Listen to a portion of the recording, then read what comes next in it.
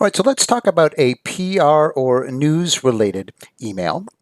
And these you would want to use sparingly, and I would not send an email out just for any bit of blog coverage you got. But if the exposure is at a level that's likely to transform a subscriber's perception of your brand, then I would say it's worth letting people know about it. So for instance, if you're featured in the New York Times or another really notable publication, if you're on Shark Tank or Dragon's Den, as we were recently, that's certainly worth letting people know about, because that's really going to change the way people think about you. You might also want to consider using the logos of credible news organizations that have covered your products as social proof in your brand boilerplate area. So we'll do that as well as we're building this next email. So here we are back in MailChimp. We'll create a new campaign, create email, and we'll call this PR news update begin. And once again, we'll choose a template to work from. Okay, and let's choose the product launch template here.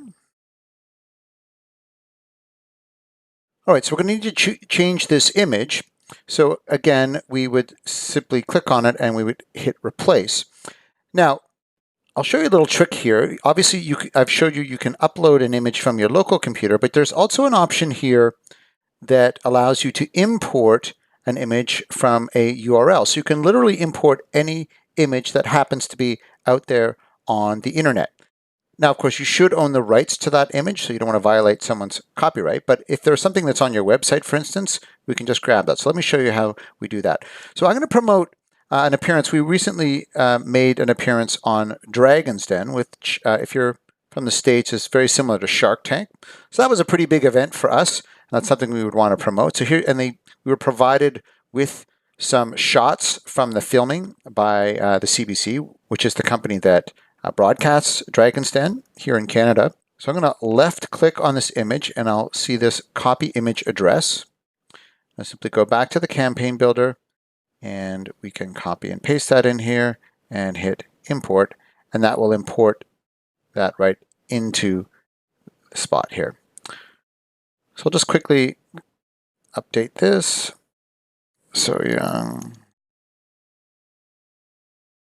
wins a $50 deal on Dragon's Den. And then I'll copy and paste. I'm going to point this, oops.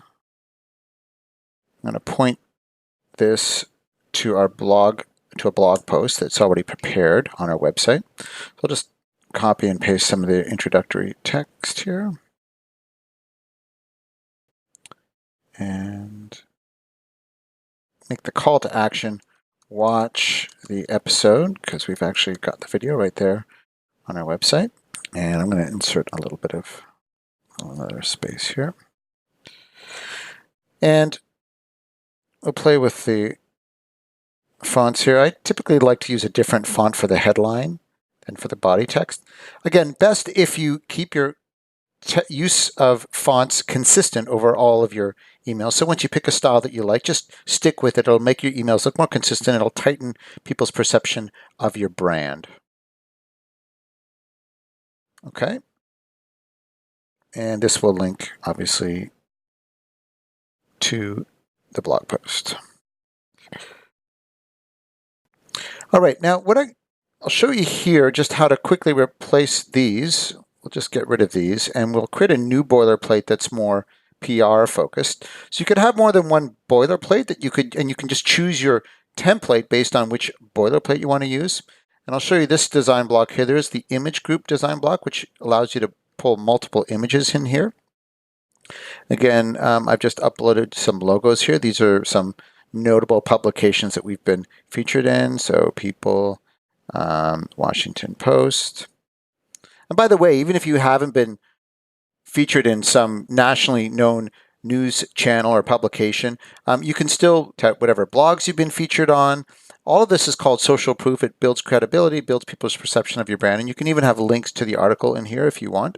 Most people simply view the logos as social proof. You can add more images here. Browse. I have Oprah Magazine you're featured in.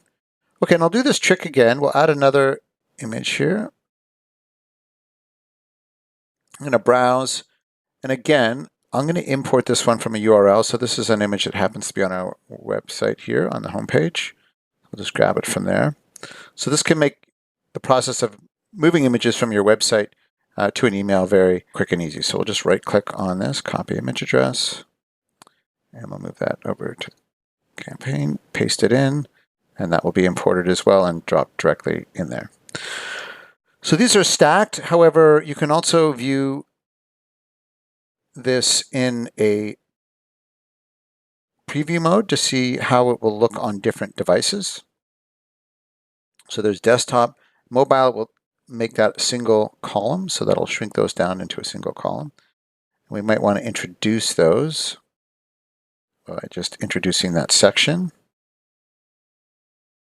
So bring a text box over and we'll write as seen on, and we'll center that. We will use the same headline font. Again, consistency is important. So we'll use, let's see again, and we will make it bigger, perhaps, and bold as with the top one. Okay.